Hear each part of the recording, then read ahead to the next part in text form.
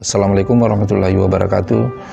Siswa SMA MA di seluruh Indonesia, pada kesempatan ini saya akan memberikan jawaban dan pembahasan pada modul ekonomi kelas 10 semester ganjil. Baik, saya akan membacakan soal dan jawabannya sekaligus pembahasan. Pada nomor 1, ilmu ekonomi merupakan bagian dari ilmu sosial yang mempelajari perilaku manusia dalam A. Menempatkan sumber daya yang terbatas untuk memenuhi kebutuhan manusia yang tidak terbatas. B. Memanfaatkan sumber daya bebas untuk memenuhi kebutuhan manusia yang tidak terbatas. C. Menganalisis biaya dan manfaat dari peningkatan alokasi sumber daya bebas. D. Menganalisis pengeluaran yang semaksimal mungkin dari peningkatan alokasi sumber daya. E. Mendeskripsikan berbagai macam kebutuhan yang bersifat primer. Jawabannya adalah A, di mana ilmu ekonomi itu digunakan untuk mempelajari perilaku manusia dalam memanfaatkan sumber daya yang terbatas untuk memenuhi kebutuhan yang tidak terbatas. Selanjutnya nomor 2, kelangkaan sumber daya ekonomi menunjukkan bahwa sumber daya A. tidak tersedia, B. kurang banyak, C. tidak terbatas, D. jumlahnya sedikit, E. jumlahnya relatif terbatas. Jawabannya adalah E, di mana kelangkaan sumber daya ekonomi menunjukkan bahwa sumber daya jumlahnya relatif sedikit atau terbatas atau langka, atau istilah dalam ekonomi scarcity. Kemudian lanjut pada nomor 3, menurut Paul Samuelson, ekonomi merupakan cara manusia untuk A. mengamati kegiatan individu dan masyarakat dalam perekonomian, B. menentukan pilihan penggunaan sumber daya yang terbatas, kemudian C. menganalisis dan mempelajari hubungan antar manusia, D. meningkatkan persediaan sumber daya yang terbatas, E. mempelajari cara mengolah sumber daya yang ada. Jawabannya di sini adalah B, kemudian pembahasan. Jadi menurut Profesor Paul Samuelson, ilmu ekonomi adalah suatu studi mengenai bagaimana orang-orang dan masyarakat membuat pilihan dengan cara atau tanpa penggunaan uang, dengan menggunakan sumber daya yang terbatas, tetapi dapat digunakan dalam berbagai cara untuk menghasilkan berbagai jenis barang dan jasa, serta mendistribusikannya untuk keperluan konsumsi sekarang dan di masa yang akan datang kepada berbagai orang dan golongan masyarakat. Selanjutnya nomor 4, perilaku yang sering dijadikan patokan atau pedoman dalam ilmu ekonomi adalah perilaku A. perusahaan, B. individu, C. kelompok, D. pihak luar negeri, dan E. perorangan. Jawabannya adalah C, di mana perilaku yang sering dijadikan patokan dalam ilmu ekonomi adalah perilaku kelompok. Ya. Jadi jawabannya adalah C.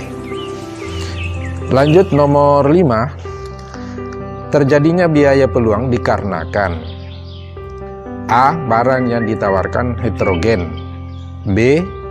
naik turunnya harga barang, C. adanya pilihan dalam bertindak ekonomi, D. setiap kebutuhan dapat dipenuhi, E. terbatasnya dana yang dimiliki seseorang. Jawabannya adalah C, yaitu di mana biaya peluang dapat terjadi karena adanya pilihan dalam bertindak ekonomi. Ya, jadi jawabannya adalah C. Nomor 6, selanjutnya nomor 6 adalah berikut ini beberapa kemungkinan usaha yang bisa dipilih oleh Pak Udin. 1. Membuka kios pakaian dengan kemungkinan untung Rp3.750.000 sebulan. 2. Menyediakan jasa pencucian mobil adalah Rp150.000 per hari. Ya, dalam 1 bulan itu adalah 30 hari. Nah, sekarang 3. Menyewakan lapangan futsal dengan pendapatan sekitar Rp4 juta per bulan.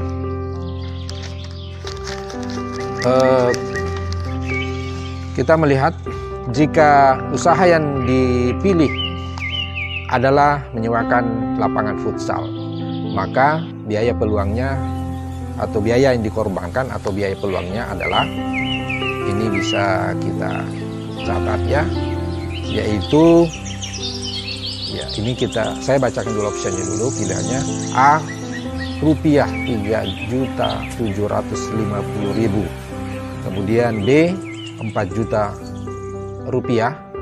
C Rp4.500.000, D Rp8.250.000, E Rp12.250.000. Jawabannya adalah C, yaitu Rp4.500.000. Pembahasan biaya peluang adalah nilai barang atau jasa yang dikorbankan. Yang dikorbankan untuk menggunakan sumber daya yang tertentu. Biaya diukur dengan manfaat yang dilepaskannya karena tidak digunakan untuk tujuan lain.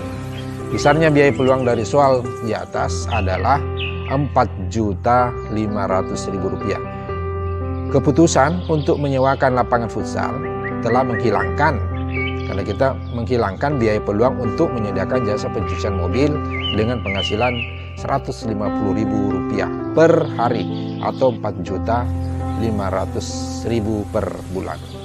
Ya. Ini ada 2 pilihan tadi ya. Ketika kita menentukan pilihan, maka yang kita tidak pilih itu menjadi biaya peluang. Ya. Selanjutnya nomor 7.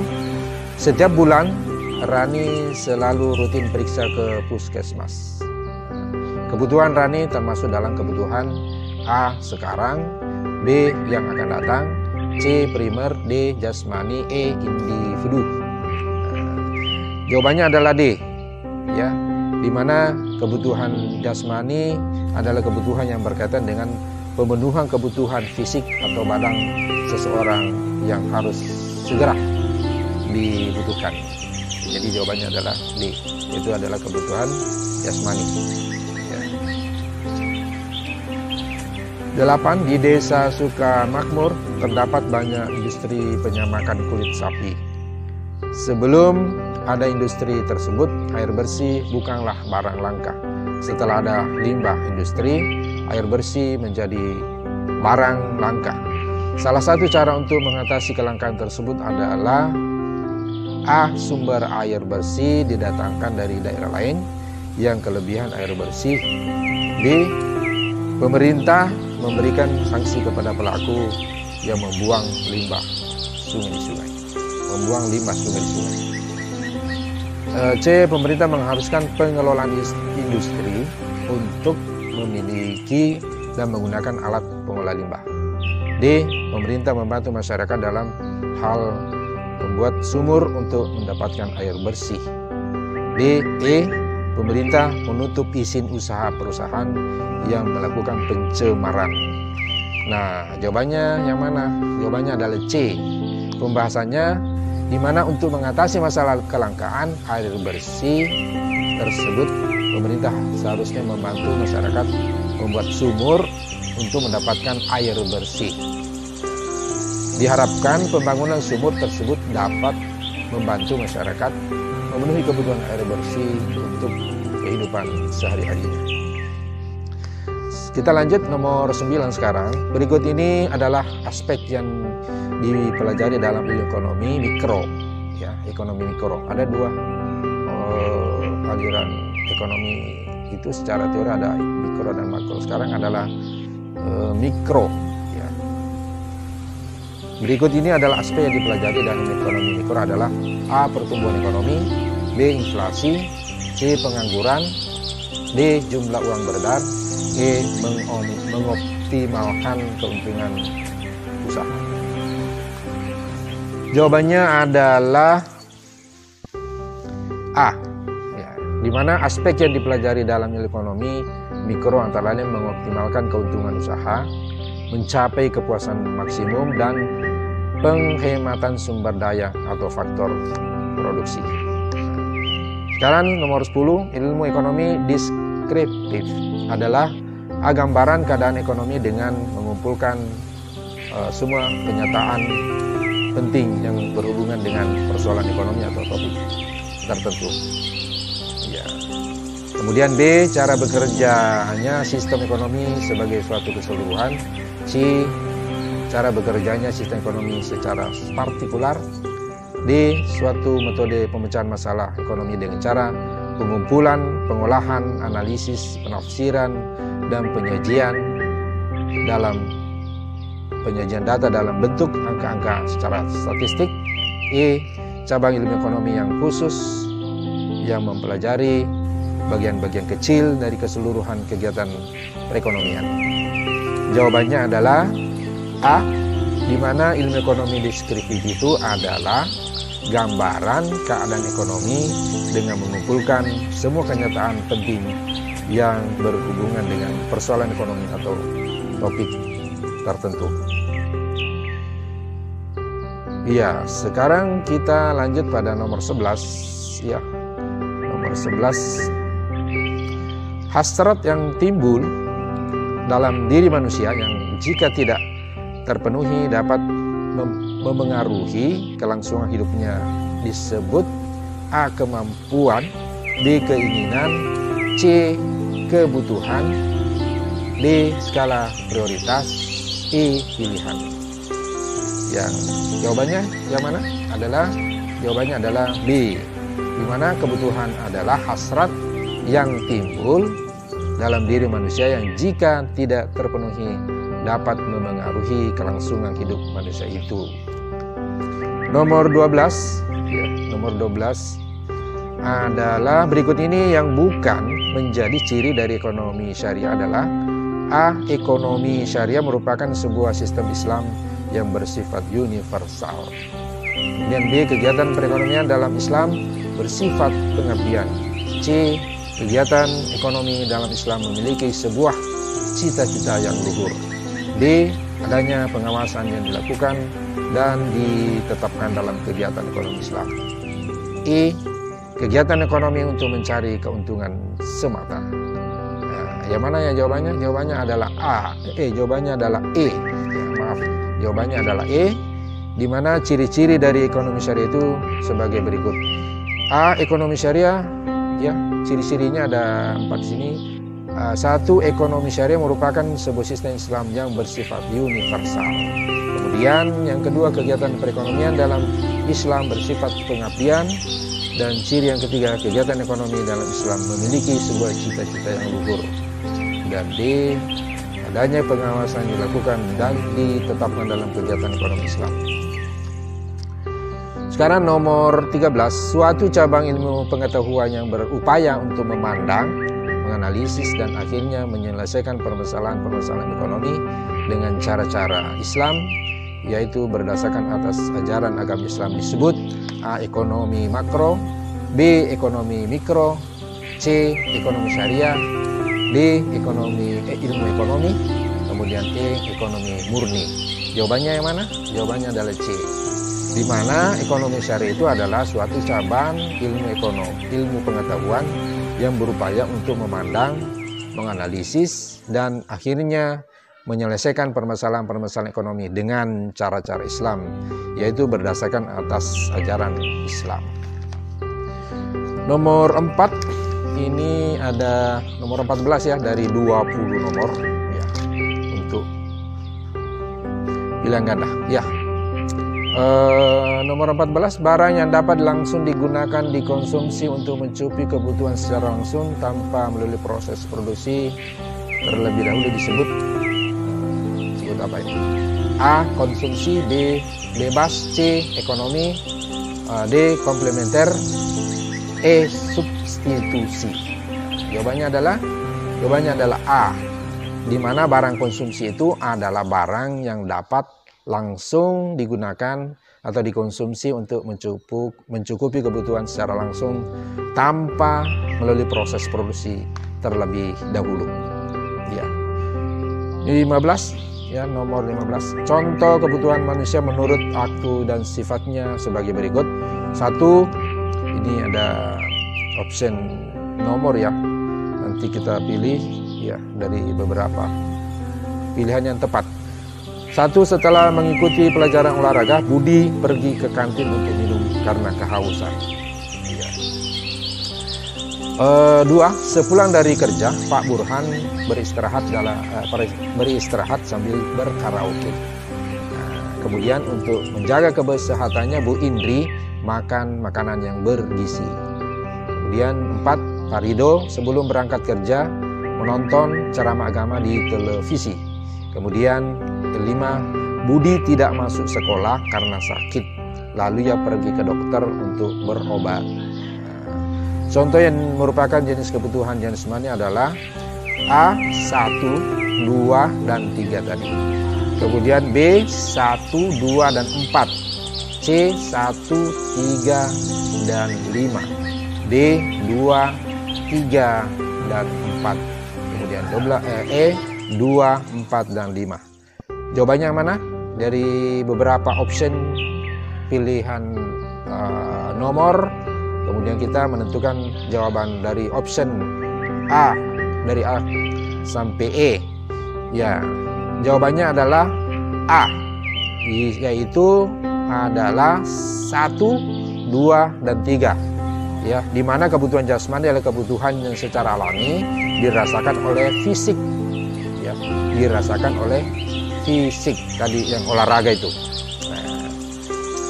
atau jasmani manusia. Kebutuhan ini meliputi seluruh kebutuhan yang sifatnya kebendaan, misalnya kebutuhan akan makan, minum, pakaian, istirahat, olahraga, dan lain-lain. Jadi pernyataan yang sesuai adalah pernyataan nomor 1 tadi ya, 2, dan 3 gitu. Kemudian 16, lanjut, air di sungai merupakan benda bebas, tetapi jika dikemas dalam suatu kemasan maka kedudukan air berubah menjadi A, beralih benda menjadi barang ilit ya, A menjadi barang ilit atau benda ilit, kemudian B benda substitusi, kemudian C benda ekonomi, D benda konsumsi, dan E benda bergerak. Jawabannya mana? Jawabannya adalah C, di mana barang atau benda ekonomi adalah benda pemenuh kebutuhan yang jumlahnya lebih sedikit dibandingkan dengan jumlah kebutuhan manusia, sehingga untuk mendapatkannya memerlukan pengorbanan tertentu.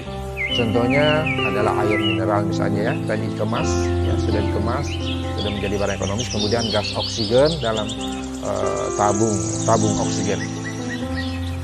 Lanjut kita nomor 17. Kita lanjut nomor 17 sekarang. Randy ingin mencari pekerjaan. Ia diwawancarai di beberapa tempat, yaitu di perusahaan motor memperoleh penghasilan 2.500.000 per bulan. Di perusahaan komputer ya memperoleh penghasilan 3 juta per bulan. Sedangkan di perusahaan elektronik memperoleh penghasilan 2.250.000 rupiah.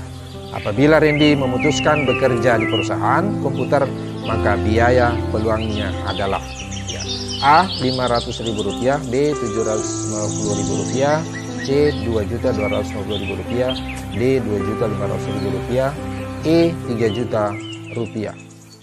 Jadi ini berkaitan dengan biaya peluang pada kegiatan pada kesempatan kerja. Ya, ini ada beberapa tempat di mana Randy bekerja. Yang mana yang menjadi biaya peluang tadi? Jawabannya adalah D, ya, yaitu adalah biaya peluangnya adalah Rp2.500.000. Ya, karena ketika seseorang dihadapkan pada beberapa pilihan dan harus memilih salah satu job kerja di antara beberapa pekerjaan yang dilakukan, maka nilai alternatif tertinggi yang tidak dipilihnya itulah yang menjadi biaya peluang. Jadi nilai yang tertinggi yang menjadi biaya peluang. Nah, jadi biaya peluang yang dikorbankan Randy tadi untuk bekerja di perusahaan komputer adalah sebesar Rp2.500.000. Ini gaji yang tertinggi dari beberapa tempat yang pernah dia bekerja. Jadi tertinggi di antara berbagai alternatif pilihan. 18. Air mineral kemasan merupakan barang ekonomi, jumlahnya terbatas dan dibutuhkan. B. Barang ekonomis, jumlahnya tidak terbatas dan dibutuhkan. C. Barang ekonomis, jumlahnya tidak terbatas dan tidak dibutuhkan. D. Barang bebas, jumlahnya tidak terbatas dan tidak dibutuhkan. D. Barang bebas, jumlah terbatas dan dibutuhkan. Nah, sekarang jawabannya yang mana? Jawabannya adalah A. Ya, jawabannya adalah ya. Barang ekonomi jumlahnya terbatas dan dibutuhkan. Karena seiring perkembangan zaman, air yang mulanya termasuk barang bebas, lambat laun menjadi barang ekonomis. Contohnya air mineral dalam kemasan. Air mineral dalam kemasan biasanya dijual di warung-warung, toko atau supermarket. Orang yang membutuhkan air mineral tersebut harus membelinya, tentu dengan pengorbanan. Dia harus menyerahkan uang untuk memperolehnya barang air mineral itu. 19.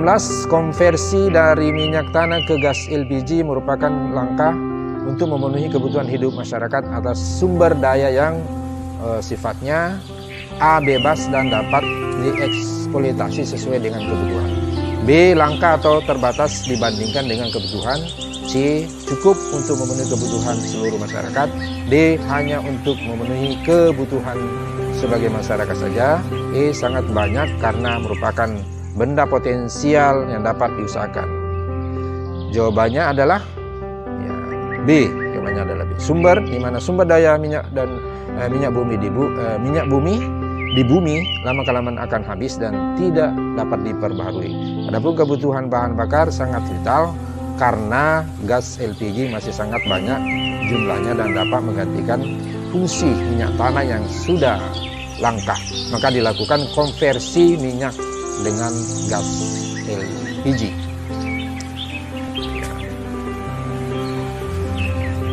Kemudian nomor terakhir ini terkait dengan biaya peluang. Ibu Fira sedang mengikuti beberapa tender. Tender tanah akan menghasilkan laba 1 juta per hari. Tender kedua akan menghasilkan laba adalah 1.100.000 per hari. Tender ketiga akan menghasilkan laba 1.200.000 per hari. 1 bulan sama dengan 30 hari. Karena modalnya tidak mencukupi untuk menangani semua tender, maka Ibu Fira mengambil tender ketiga. Besar biaya peluangnya per bulan adalah A. 99 juta rupiah, B. 93 juta rupiah, C. 36 juta rupiah, D. 33 juta rupiah, E. 30 juta rupiah. Jawab perkiraan. Ya, jawabannya adalah D. Ini perkiraan keuntungan tender pertama adalah 1 juta dikali 30 berarti 30 juta rupiah. Kemudian perkiraan keuntungan tender kedua 1.100.000 dikali 30 hari berarti 33 juta rupiah.